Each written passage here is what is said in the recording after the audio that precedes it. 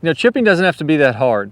In these next 3 videos, I'm going to share with you some of the real secrets to making chipping easy.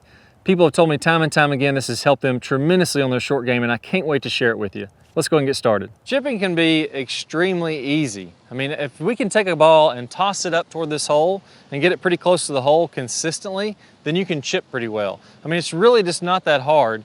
The hard thing, or we can make it as hard as we want to, if we follow a few pieces of advice that I think can lock us up to get us to be really tight. We'll start chunking, we'll start thinning, we'll start guiding it, we'll start trying to use our hands way too much in the chipping stroke, and really it's not going to be very consistent. So let's make chipping easy. I'm going to give you the real secrets, the real keys, so that you feel like you can just get up and down all the time. Let's go ahead and get started. All right, so let's make chipping easy. Now you notice if I asked you to toss this golf ball to the hole, what you would do is you'd naturally start to take a step, you'd open up, you'd let your arm kind of have this free-flowing feel to it. You really wouldn't try to guide it. The last thing that you would do is kind of lock in all your angles, get everything perfectly straight, get your body to stop moving, only hinge from one angle, and then try to guide the ball up there. At least if you're gonna be any good, you wouldn't do that. If you try to do that, you'd probably end up, throwing the golf ball 10 feet in front of you or hitting yourself in the shoulder with it or something like that. So whenever we try to control things, we actually lose control. When you look at something very natural, like a tossing motion, you're going to be free flowing. Again, those legs are going to move, your body's going to move. You're not trying to guide it up there. Same thing happens when you're chipping. When I'm chipping, what I want to do here is I want to get my knees to move. I want my knees to rock back and forth. That's going to allow me to feel like I have a free flowing motion here and I can really chip very easily. The last thing I want to do is to lock my knees in, keep everything very still, lock my arms in, and I'm liable when I do this, if I set up to a golf ball and try to lock everything in and go back and through, I'm liable just to chunk it and not have any feel at all. My hands are tight. I feel very anxious over the top of the golf ball when I'm trying to limit all my rotation. So if you imagine your right knee and your left knee, I want to have these pivot back and through, and that's going to make it a little bit more natural, a little bit more like a tossing motion, and you give up a little bit of control of your body, or you give up a little bit of trying to control your body, and you actually gain a lot of control while you're doing this. So you'll notice as I do these, I'm gonna let my hips, or my knees, my hips, my arms, my shoulders, all that kind of be free flowing, and then you'll see that that's naturally gonna get that ball to pop right up there. Almost made that one, but you're not gonna feel like you try to tighten this up. So that's the very first key there. Keep those knees moving, let those rock back and forth, and that's gonna help you to have a lot more feel and touch when you're hitting these chip shots. Piece number 2 is probably one of the most common things I see people get wrong, and that's trying to figure out where you're going to hit the ground. In order to be a great chipper, we're going to want to hit the ground and the ball roughly at the same time. Now, I could try to place the ball. A lot of times you'll hear people say, oh, put the ball way back in your stance. Well, that's going to cause some problems. If I put the ball way back in my stance, now in order to hit this golf ball, I'm going to have to be hitting down into the ball. If I do that a little bit too much, now all of a sudden, I'm chopping down in the ground, very easy to chunk the golf ball. If I place the ball too far forward in my stance, well now it's gonna be tough for me to really flight that down and get some forward shaft lean. Here's a great way to just make it as easy as possible. I want you to go to set up to an imaginary golf ball here, close your eyes, and then swing back and forth 10, 15 times. So I'm gonna close my eyes here. I'm gonna start by not even hardly touching the ground at all, and then I'm gonna get to where I'm brushing the ground consistently in the same spot. So I really don't know where I'm hitting the ground at all right now. I'm just making my natural motion and seeing what's happened. Now when I open my eyes and look down, I can see there's a divot there. If I take this golf ball and I put that just right where the divot starts, or just in front of where the divot starts. So I can see the divot, the very first piece of grass that I'm roughing up is here, and then my divot comes up there. I'm gonna place that just in front of the first piece of grass that I touched. That way when my club comes down and touches the grass, that's gonna be right where I'm hitting the golf ball. So here, I haven't moved my stance, I haven't done anything different. I've just let my natural swing take over. Instead of trying to force something into your swing, just close your eyes, make some swings, figure out where you're hitting the ground, and then put the ball there. And that's gonna make it really easy to make ball first contact every single time. Again, hit a pretty good chip shot there, made some good contact. I'm just using my natural stroke.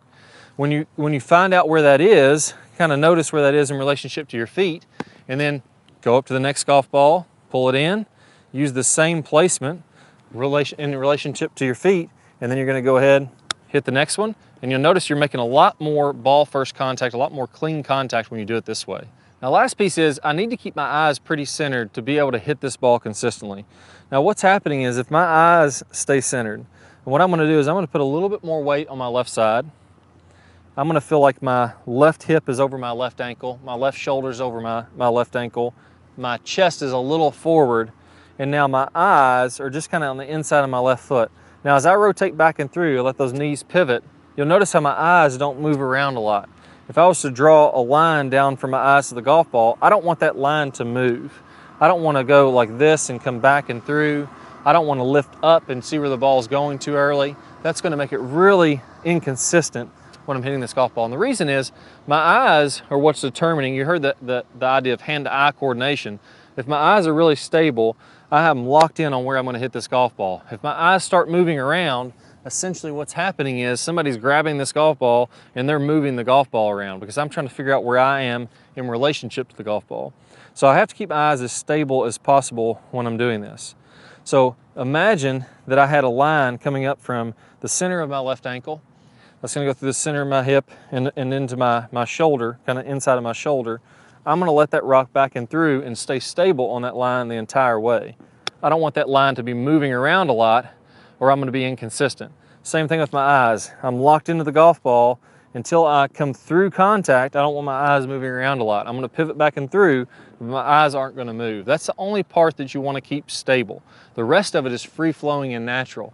You notice I can move my body here back and forth, but my eyes are locked in. They're not really moving around very much. Same thing you want to happen in your chipping stroke. That's going to make it a lot easier to make solid contact. Hey guys, welcome back. And in this video, we're going to talk about probably the most common short game question I get, which is what's the difference between chipping and pitching, and what do I need to do differently with those techniques?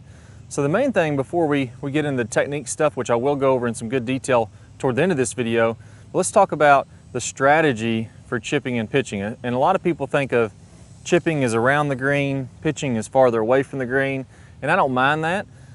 We can even talk about pitching would be higher up in the air, carrying the ball farther, landing it closer to the hole, and chipping would be getting it on the green as quickly as possible and letting it roll out. We could even think of it that way, but I also like to think of it as a spin. The goal with a pitch or a chip shot, which right here I have about a 30-yard shot away from this green. If I'm going to chip, I do want to get it on the green as quickly as possible, get it rolling as quickly as possible, but I want to keep the spin off of that. And I'm going to keep the spin off this ball by using a lower lofted club. So if I can imagine as I take loft off this club using maybe a 9-iron, it's going to be less and less backspin that's transferred into the ball. So if I'm using a 9-iron here, I could probably use an 8-iron. Some people will even use as low as a 7-iron when they're chipping. My goal is to get that ball getting on the green, rolling as quickly as possible, and then really rolling out. It's not bad for one of the first chips of the day. The goal there again, take the spin off, get it on the green as quickly as possible, let it roll as far as possible. Now that's a chip. That's the goal with the chip. I think it takes the least amount of technical skill to successful chips. It's really just more about managing the speed. You don't have to get too fancy with the spin and different things when you're doing a chip, and I'll go over that here in a little bit. But now when we're doing a pitch, we have a different goal.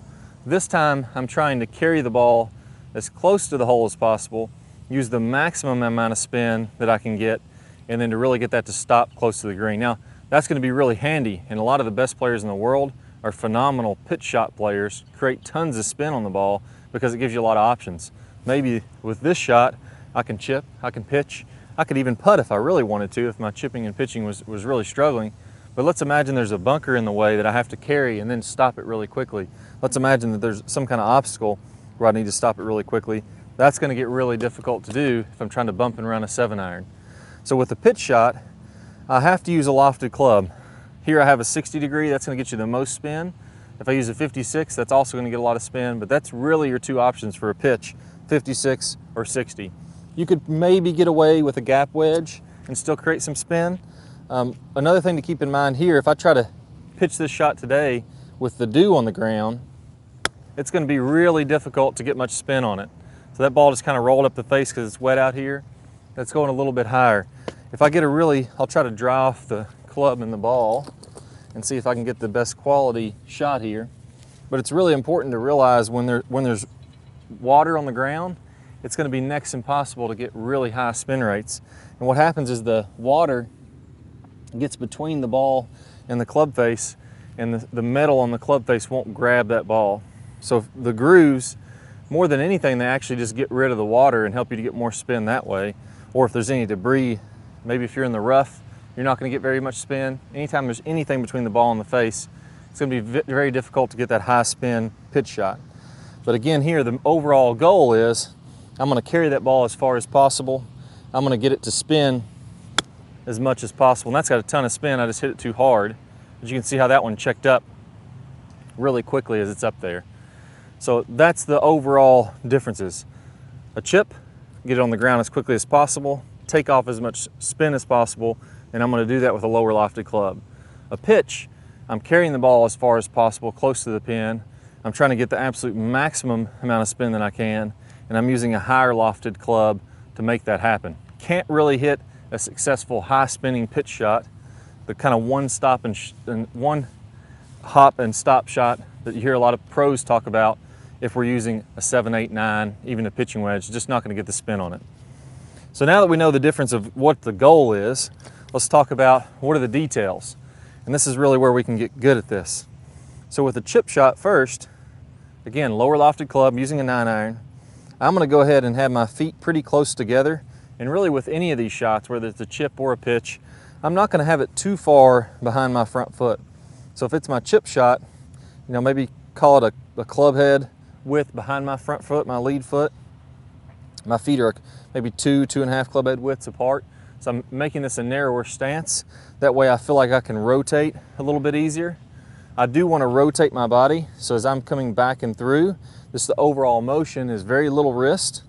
I have a little bit of forward shaft lean to take the loft off. And then from there, I'm going to rotate my body back and through. You'll notice my knees start to pivot around as I come into my follow through. With this shot, I'm not going to get a whole lot of wrist set in the backswing.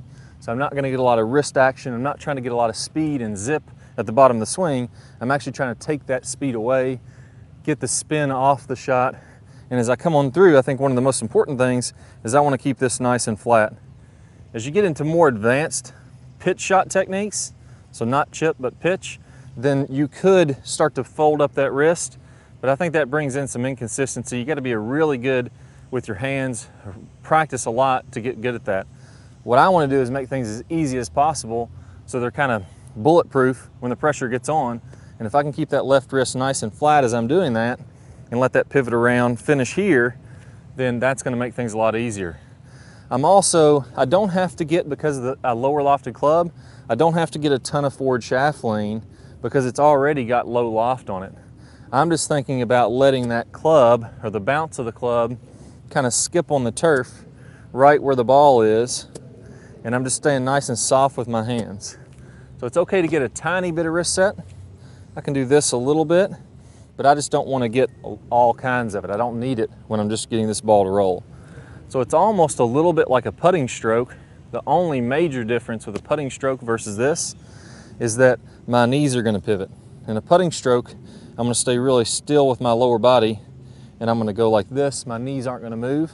With this chip shot, I'm going to let my knees pivot a little bit, and that's going to allow me to rotate on through. That's going to keep my wrist from breaking down. If my knees don't pivot and I try to swing through, my wrist is going to break down. If my knees pivot, now my body, my hips, my torso, my arms, my hands, everything's working together as a unit, and that's allowing that to stay very nice and connected in there.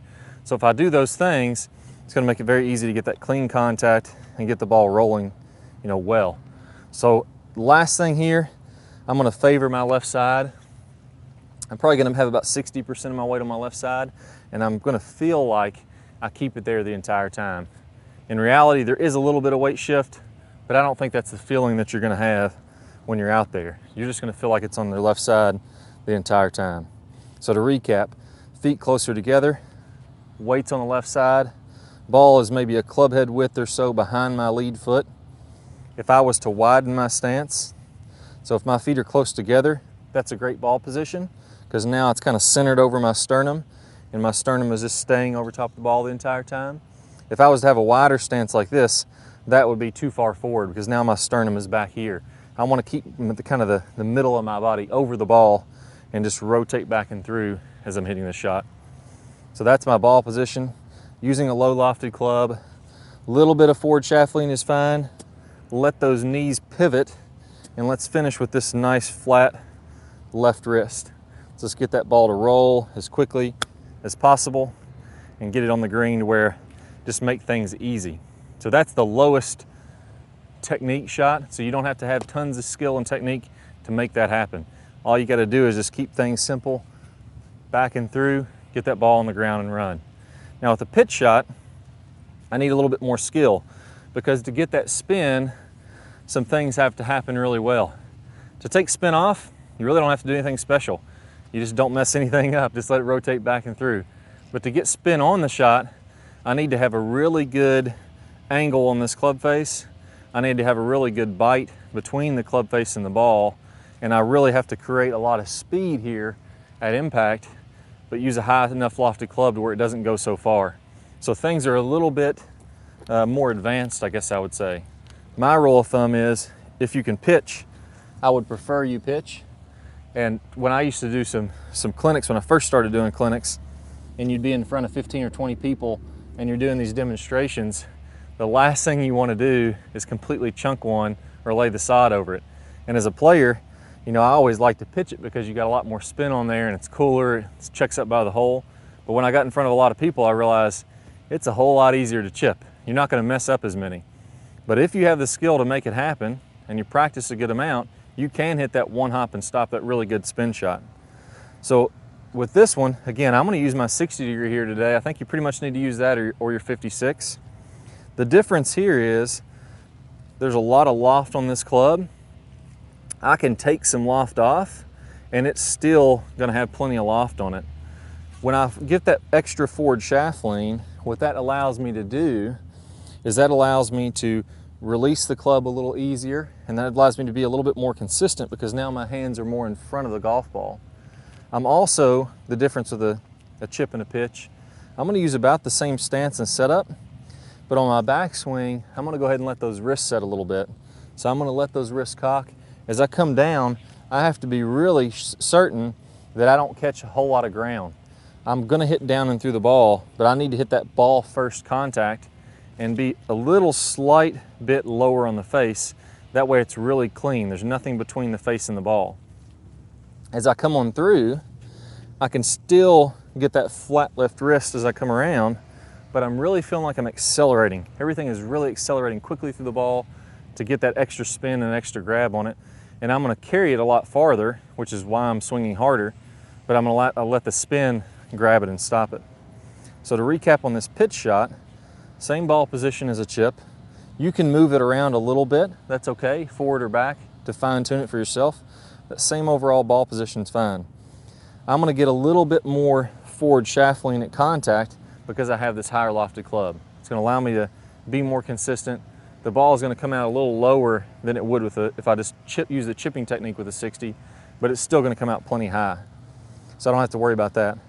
I'm gonna let those wrists hinge a little bit more and then really accelerate on through there. I feel like I'm very aggressive with my knees, getting everything to accelerate, getting that club to come on through, but I'm not breaking down this left wrist.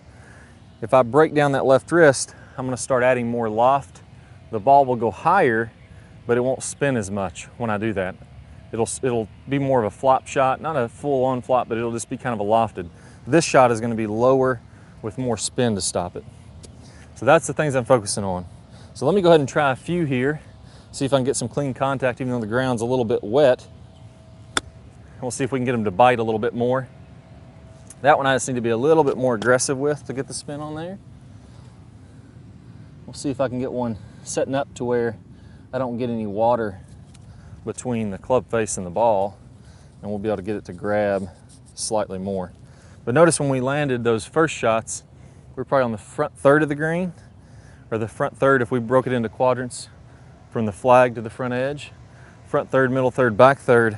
I'm gonna land these almost to the back third, really aggressive through there, and you're gonna notice they're gonna spin a decent amount. That was a great one there, all the way to the back third, and then you saw that really checked up a lot.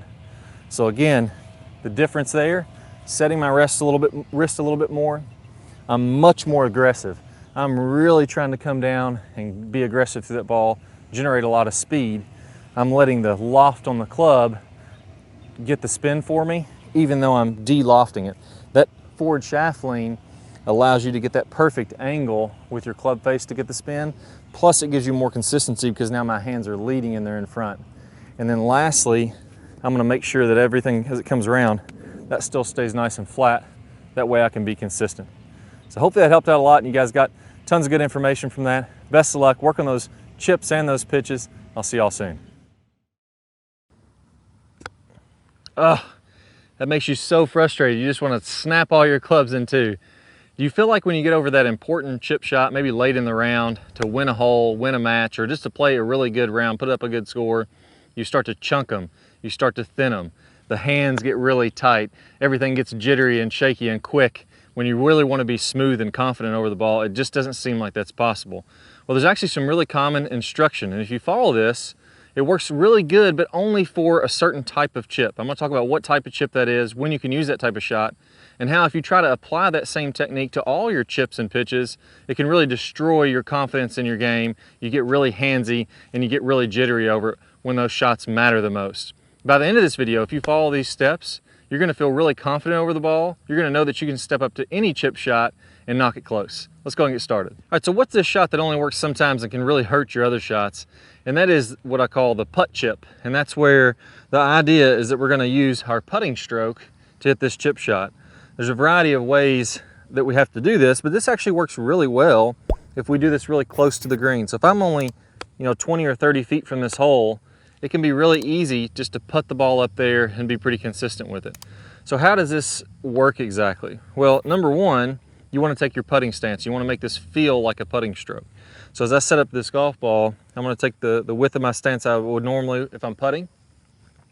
The second piece here is that instead of having my normal grip and having the shaft kind of on an angle here, I'm going to raise this club up a little bit. So now the toe is down, the heel is a little bit up on the ground. And what this does is this takes this leading edge, or the flat part, the sole of the club, and it tilts it up this way. Now that's much less likely to grab in some of the grass. If only my toe is touching, it's going to kind of brush through the grass. It's going to have much less chance of getting stuck and digging, that kind of thing. So with those hands up, that helps it to glide through the turf a little bit easier. The third thing here, I want to use a fairly low lofted club. So I'm not using a sand wedge, a pitching wedge, anything like that. I'm really using like a 7-iron, 8-iron, 9-iron, somewhere around in there to get these little putt chips. And then finally, I'm really locking my legs. When you putt, one thing that all great putters have in common is they don't really move their lower body. So as I'm making this little chip putt, I'm not moving my knees at all. They stay perfectly still. You're locking in your hands and arms. You're kind of getting a little forward shaft lean, and you can kind of imagine all this being locked in. And all I'm doing as I go back and forth is that stays locked in, I rock it back and forth, and that's going to be just like a putting stroke, only we're chipping off the green. Now that can be really handy. These are actually pretty easy shots. It's not that tough when you're only 20 or 30 feet away, but there is some problems with this. So as you start to get a little farther from the green, you're not going to be able to hit them as close doing this. And here's the reason why. When I putt, if you think about even a pretty long putt, maybe I take my putter back to here. That would be a pretty long putt as I'm coming back and through. That's about all I feel comfortable with, keeping my knees still, keeping my body still, and still hitting this putt. Well, if I get rid of this 7-iron, and maybe I need to hit it over something, or I need the ball to check up a little bit faster, all of a sudden I switch to my sand wedge or lob wedge, and I do this same technique, the ball just isn't going to go very far. All right, so that bump and run shot, or that locked in putting stroke idea, works really good when I have to make a short stroke. So if I'm only taking it back a couple feet and taking it through a couple feet like I would be with a putter, I can stay really still with my lower body. I can stay locked in with my upper body. I can take a 7-iron, an 8-iron, a hybrid, just get the ball bumping up there, and it's really easy. But at some point, we get far enough away from the green, or we have trouble in the way. Imagine there's a bunker here in our way that we had to hit it over that bunker, to where that little short bump and run, locked in putting stroke style just isn't going to work. And if we try to have that same idea and have that locked in approach, that putting type approach, and we try to make that work when we're farther away, everything falls apart. So now if I'm farther away here and I have my sand wedge. Let's imagine that there is a bunker or there is rough or something where I have to carry the ball on the green here. And now all of a sudden I'm trying to still keep my lower body still. I'm trying to lock everything up here at the top still. I just can't make that happen if I really use the technique the right way. The ball won't go far enough. So what you end up doing is you end up getting pretty jerky with the hands and wrists because you're trying to get more energy into it. And now all of a sudden we end up with this kind of mismatched, you know, jerky, jabby type stroke that can easily shoot it over the green or be well short of the green. All right, so now let's jump in on what the pros are doing to free things up. Now here, the main difference. One style, the putting style, everything's locked in, we're trying to control. This style, we're loosening everything up. So if you pay attention to my knees, and what you'll see with all great chippers, they're gonna let these knees pivot. So I'm not trying to lock those in, I'm letting those flow as though I was gonna just toss a golf ball up on the green. So if I do this, watch my knees here first and then we'll get into the details. So here I'm gonna let everything turn on through, let my body create momentum, and now I can easily just chip a ball up there. It's not very tough at all. I'm letting my body create the momentum.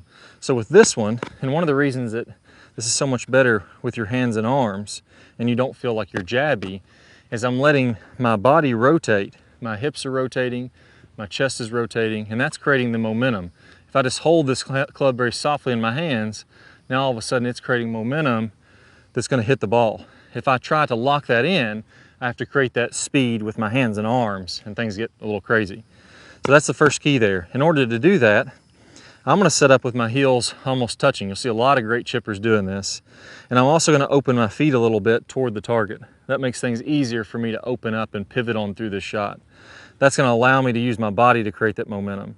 I'm also, instead of locking my wrist in and keeping that really tight and rigid with my hands higher, I'm gonna go ahead and just let my hands hang freely and let my wrist stay really soft as I'm doing this. So as I'm going back and through, you can see my knees pivot and everything else just kind of goes along for the ride. I get a little bit of wrist action, I get a little bit of wrist hinge, it's completely fine. I'm not trying to lock it in and guide it. I'm letting the momentum of my body create that speed, create that momentum. So you can see there, it's really easy to hit these clean when you let your body do the work. So those are the main keys there. When we're hitting the putt type shot, that's completely fine if you're really close to the green and you can make this stroke that just goes back to here and back to here. At some point, that's not gonna be a big enough stroke. Or at some point, we're not gonna be able to roll the ball across the ground because there's a bunker in the way or there's rough in the way, and we're gonna have to make a bigger stroke. At that point, when you make that bigger stroke, instead of trying to lock things in, free things up. Ankles close together, feet open toward the target, my body creates the momentum, and my wrists stay nice and loose.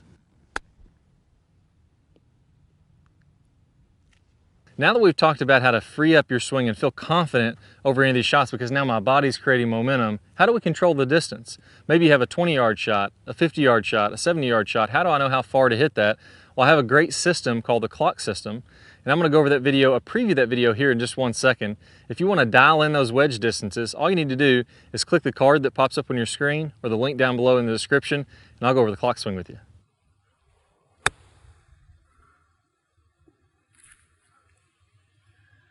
Pitch shot could be anywhere from right by the green all the way back to probably 50 or 60 yards or so. And that's what you're gonna wanna do when you wanna get a little bit more spin and get the ball a little bit more up in the air. We're gonna go ahead and let the wrist set a little bit more, have a little bit more club action, get the ball to go a little higher in the air with a little bit more spin. So let me go ahead and describe what is a good pitch shot so that you know what you're really going for. I think we gotta start from there, start from contact. So as I make contact, I want to be coming in very shallow to the ground. So I don't want to be taking much of a divot. I don't want to be hitting down into the ground. As the club releases and we have a flat spot where the club travels very level with the ground for 5 or 6 inches on these pitch shots. So when that happens, let me go ahead and exaggerate. As my hand is coming down, my hands are close to the ground. As this club gets closer and closer to the ground, my hands move up. As the club moves down, now you're seeing them having this flat spot.